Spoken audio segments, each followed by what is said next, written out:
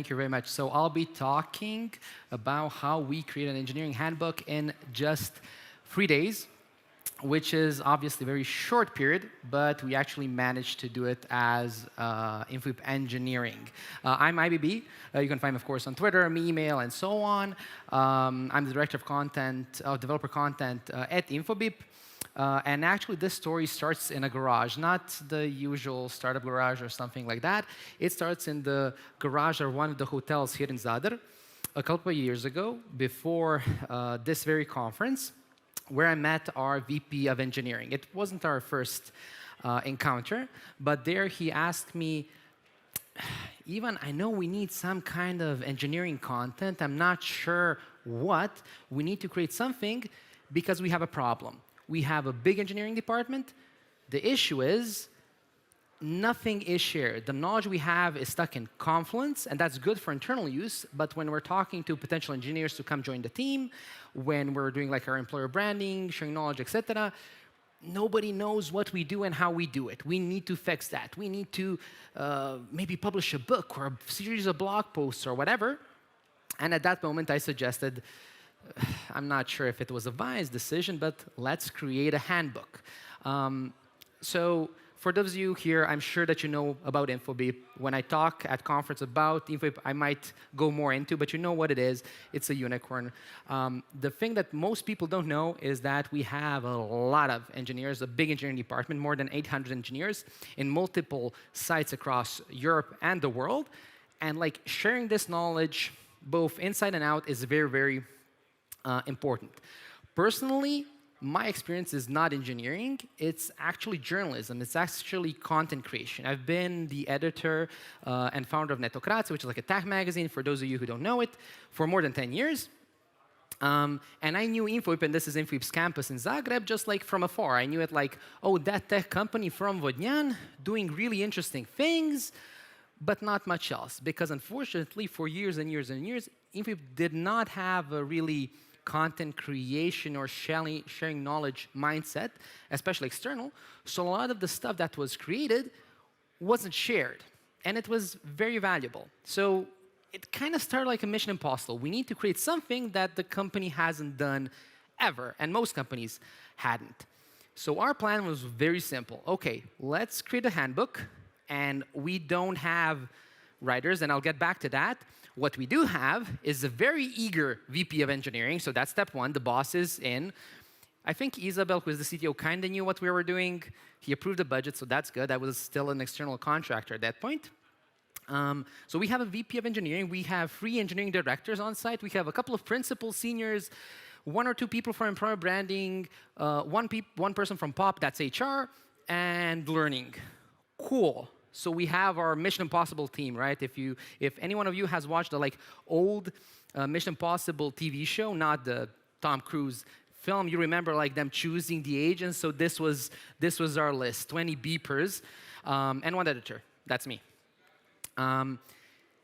What you saw on the list, or what you didn't see, is someone missing in action, and that's technical writers. So in most cases, when tech companies are trying to create technical content, you get tech writers. The issue is, our tech writers at that time were focused on product, which makes sense, like documenting our APIs, etc. And we didn't have them. Also, we didn't really need technical writers. Like, the content we wanted to create, the things we wanted to share, isn't something they could write about. It was all in the heads of, again, the list of people that I talked about. So, OK, we do have a team. It's not including technical writers. And we had a mere 3 days to actually make something. Because again, if you work in a tech company, you know how it is. Especially, like, for example, if you ever try to write a blog post, right? You try to delegate writing like a technical tutorial or blog post to one of your engineers, and they get the to-do. They might get a bonus if they write the blog post. They never do. It just like ends up going and going, never getting written. So we said we need to make something in 3 days. I had these 20 people for 3 days, 72 hours. We have to get going. So we did. No pressure. a bit of pressure for me, especially because of guys like this. So this guy, oh, this guy, Jesus. Some of you might know him. So he's Oliver. He's the engineering director of infrastructure at Infobip. So I did my whole brief, my intro presentation the first day, how we're going to do it. We're going to do it for a workshop. We're going to create a handbook. It's going to work. And then this big burly guy comes in and says, of course, because engineers are very, very earnest, says, Ivan, I'm not sure this is going to work. In front of everybody, of course. One-on-one feedback, who cares about that? And I'm like, OK, cool. No pressure again. But hey, if I can convince this guy, if we can create something, then I might have a challenge. So how did this process of creating the handbook look like? Because again, we had 3 days to document all the ways that engineering work, the way of work, in order to communicate it to a global engineering community. No pressure. Day one was ideation, so setting the mood. We needed inspiration. If you want to create any type of developer content, any type of content, because engineers consume a lot of it, a lot of blog posts, etc., it's good that they know some of the forms, but in a lot of cases, you do need to create a mood board, something we do, of course, in creative marketing, content creation, and so on. For us, it was companies like GitLab. So GitLab is probably one of the most well-known not handbook companies, tech companies that have public handbooks. So it's really ginormous. They have everything in public. And you have a number of these companies that have done this as part of their culture. They document everything, they communicate everything, they write down anything in public. And this is great because, again, engineers want documentation. It can be documentation on the product, on the APIs, or it can be the documentation of how the company works. And actually, that helps them decide, oh, I want to work for this company or with this company or use their API, et cetera, et cetera. So we looked at the number of these companies. I would suggest GitLab as a good example for a handbook. And we said, OK, what is going to be our next step? Our next step is actually going to be not start writing, because it's not time yet. We don't know what to write about. Now, some of the time, what happens with this kind of content is it's kind of like top-down, right? The decision maker, in this case, it would be the VP or the CTO, says, oh, these are the things that are important. Sometimes that works when the CTO or VP knows everything. The issue when you have a large engineering department, or even in a small company, is one person never knows what is truly important. So you do have to get this input from everyone, and that leads to the other extreme. The other extreme is brainstorming. Have you ever been in a brainstorming session where everyone gives their ideas and nothing gets decided? Yes, so we didn't do that.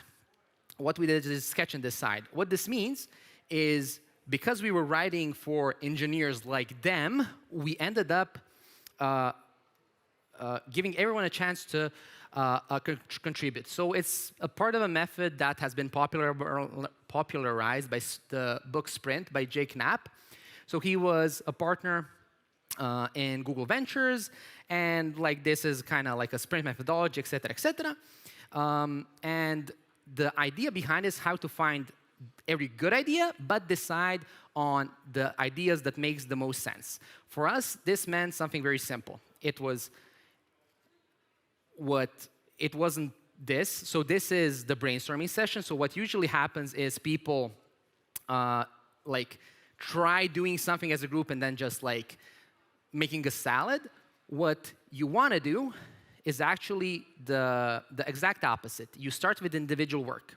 If you have 20 people, you take, in our case, an hour, 45 minutes, and give each person the chance to individually brainstorm for themselves what they think the handbooks should include. Any idea they think makes sense. It can be from their own field. If they're in engineering infrastructure, it can be about infrastructure, scalability, et cetera, or some other. But the key thing here is getting one person to work by themselves individually with no pressure from outside. Why? Because what you get when you have a group brainstorming session, especially in large companies like Infobip, is that some people in a big group are just, louder. Some people are more tuned to the social environment. They'll give more ideas, and some people that might have really good ideas will keep quiet, sit down, and be like, I'm not sure if I should say that. What will they think? This actually helps. you give each and every person the chance to put their ideas on paper, and when they do, then we move to the group stage. So the individual stage was basically an hour for them to write down on Post-its the individual ideas, and then we group them into mixed groups like engineering and pop and stuff like that to, again, work as a group and decide and vote which of these ideas made the most sense. And this helped really get to the core of the problem, because what we saw is, of course, a lot of the people thought that some things, the same things, were important. And this helped to prioritize in the end. And of course, because you always have a lot of good ideas, we had to have a decider. Our VP of engineering was the decider. So if we had two ideas that we weren't sure of which one to pick, at the end of the day, you have to have one person that puts their foot down, and in our case, it was the VP. So it looked like this. People with Post-its writing down their ideas, and then we put them on 2 or 3 whiteboards, if I remember correctly, and grouped them. So we grouped them in a couple of categories: hiring and onboarding, culture, structures, and org, who we are, et cetera, et cetera. So these groups may vary for you based on what you're doing. But again, the whole idea is to give everyone the chance to pitch their ideas and then discuss and vote, right? So some of these ideas were duplicates because people had, again, the same idea. And it encouraged collaboration. So here we are, actually going through the groups of ideas and getting feedback. So this is also an important stage. In this case, we discuss. So someone would say, oh, we need to write about this technology. Then someone challenged it, et cetera, et cetera. In this case, it's very important to have a diverse group from the company, to have multiple views, but also to have a person that gives feedback, A, from inside the company, the VP of engineering who knows, OK, this is important for us, but also an outside voice. At that moment, as like their outside consultant, I was that outside voice. I was the one saying them, yes, you want to, I don't know, talk about how you do team building, but I know the market. I know no one cares. Let's not focus on team building because, again, no one wants to read about that because, yes, every company goes for a really cool team building session, paintball, whatever. No one cares. Let's not focus on that. Let's focus on the things that actually people want to hear about, that I know because I'm in the market. So try to get an outside voice, if you can, to be your sanity check. So we went through the session, and again, as you can see, one guy typing away, doing important work, not the handbook, not happy yet, but okay, we'll get there. Oliver, hopefully we'll get there. So at the end of day 1, it was important to get to the first win. The first win for us was getting that structure. So we haven't written anything, 2 days more, but we had the structure. We knew what content we wanted. We had the group deciding what's important. We had the VP of engineering blessing it, which meant we can continue today too with 48 more hours. Jesus Christ, why did I need this? And it was getting dangerous a lot. And again, still not the time to write. Some other people who are journalists and content creators might be worried at this point, but don't worry, we got there. Day 2 was all about outlining. One thing that I've seen as an editor is when you're experienced, sitting down and starting writing is great because you just get into the flow, start writing, and so on, if you're experienced in writing. It's the same with coding. You know your stuff, just starting to work. If you're not, if you just start creating content, you might feel lost. That's why an important step was let's outline. So we had these general ideas, and again, we went into groups, a bit of engineers, a bit of pop, a bit of employer branding, and we started outlining each area as a group. So we would decide who outlined structure, org. So for example, for the organizational thing, it was more HR people being involved. For the infrastructure, it was engineers. Again, it was small groups collaborating, but again, not writing, just structuring it very well, because if you get the structure, it's easier to write down. So this is something that's called the upside-down pyramid. It's a very simple concept from journalism, because most engineers write like they're writing a scientific paper. It starts with a very long explanation about what you're writing about, what's important, la la la. No one reads it. because you don't hook the reader. In journalism, what they teach us is first to get people to read, you need to hook them with these 5 W's, the key questions. So who, what, where, when, why, and of course how. So if you look at any title in any paper, media, whatever, something will be answered in the title in order to get you interested.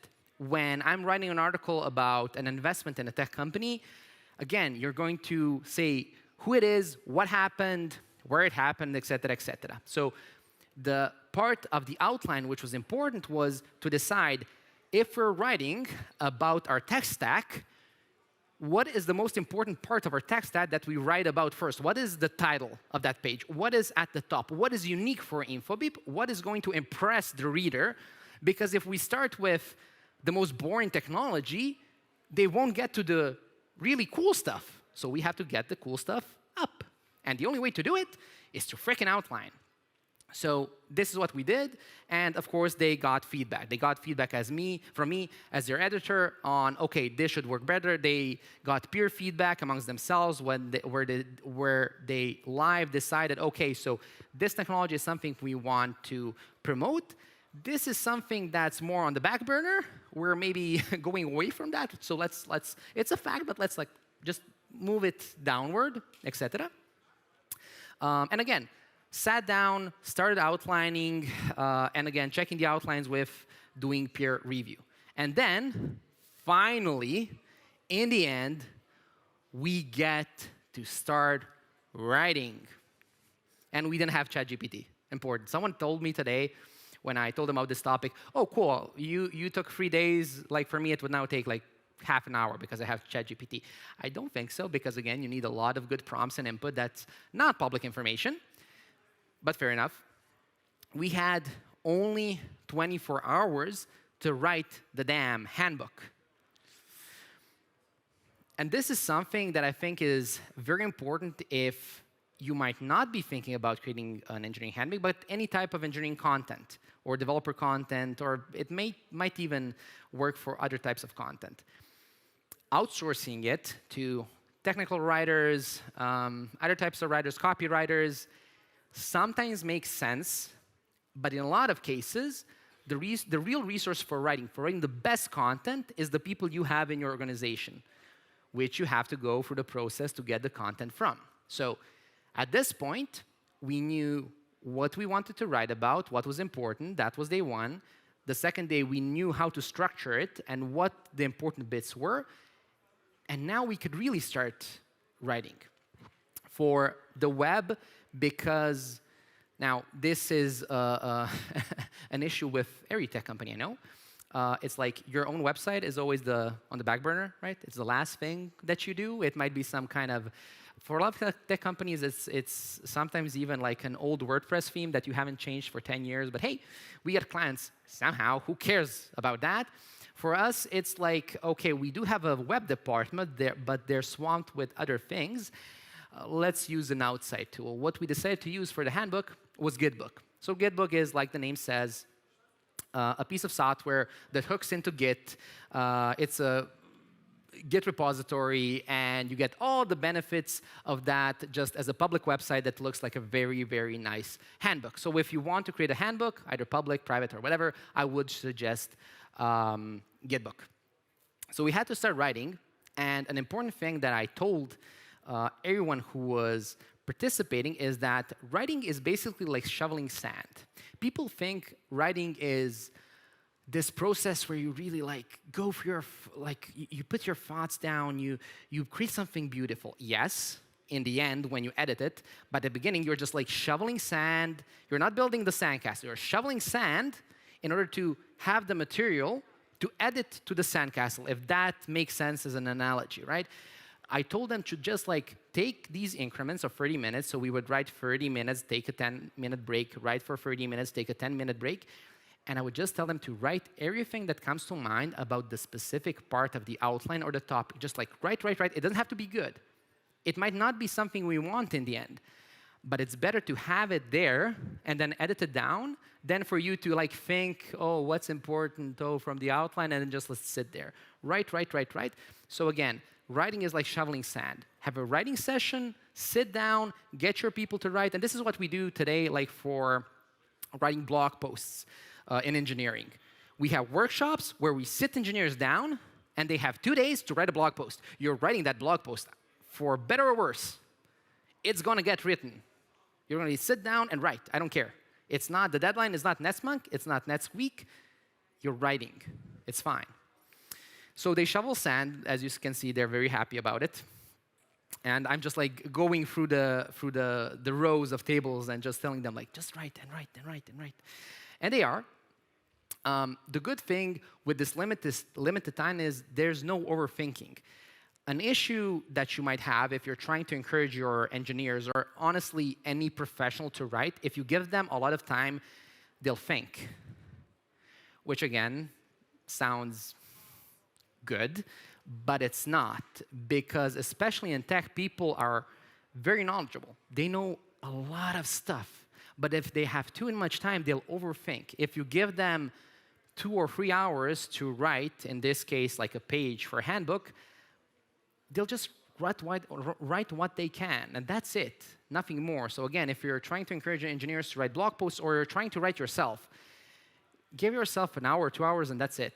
And that's fine. You don't need days, you don't need months. And the best thing is there's no writer's block. Again, just sitting with them, telling them, write anything that comes to mind about this topic. It's not going to go public. You're not going to commit it to Git.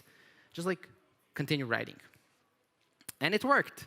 So they created pages like the scale of our systems, like they went through our Confluence, got a lot of stats, started writing. So that was one page.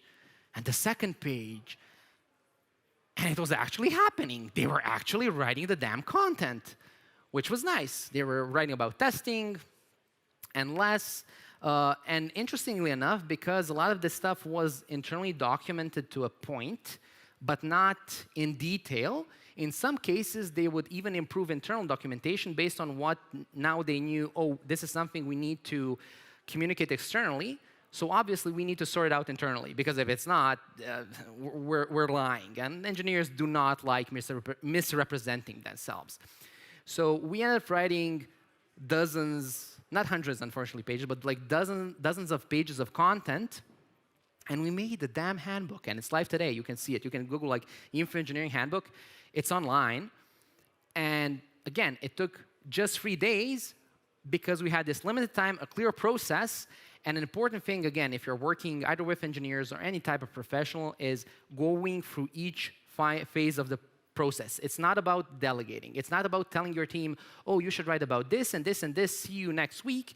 It's about we together are going through the ideation process, the outline process, and so on. An important thing to know as well is this is not a fluke. This is not a one-time project. I've used this process in more than 20 companies, tech companies, to work with their engineers to write content. And each engineer who participated in this kind of workshop, like going through the process, wrote at least one damn technical blog post, which is awesome, right? You just have to, well, honestly, to a point, hold them by their hands, and it works. And the results of the projects were really good. And even 9 months later, the results were that we got acquired. Because through this process, we showed that, OK, engineers can write. So this is what we do today. So the process is still being implemented. We have workshops. There was a little like quiet period now over the summer, but like we have 2 workshops lined up in October for our split office and our Osijek office. Again, we're getting our engineers together for 2 days, and their only job is to write one really good tech blog post where we go through this process, the exact same process, and what happens is you get 12 engineers, you get 12 really good blog posts every single time. And of course, based on that, we could launch Shift Mag. So now we had the content, we could launch a magazine.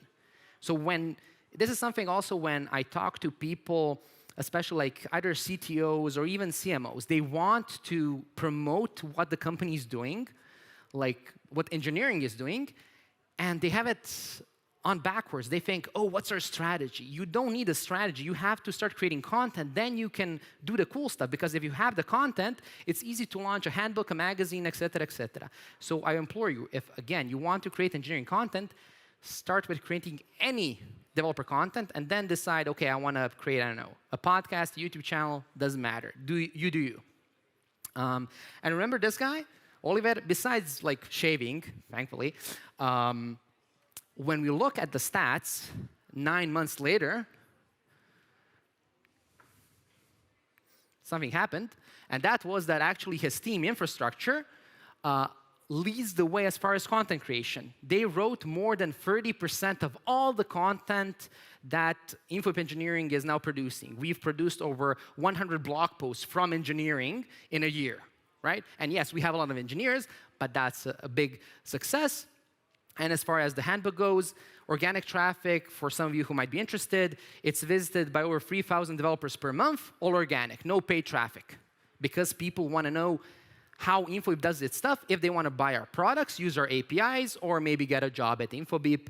And this is why creating like this evergreen content also makes so much sense. So to surmise, if you want to create something like the engineering handbook or any type of developer content, limit the time that engineers have to write it, have a clear process, have a mixed team. So if we didn't have like seniors and principals and everyone else, it wouldn't work out as well. Have peer feedback, right? Have them feedback each other. Have an editor like me to help them through the whole process. And just like in the end, create the damn content. Sit down, create it. Don't overplan. Just sit down and write. Thank you very much.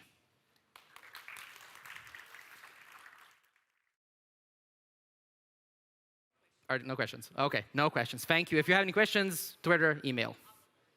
Or you can ask me afterwards. Thank you.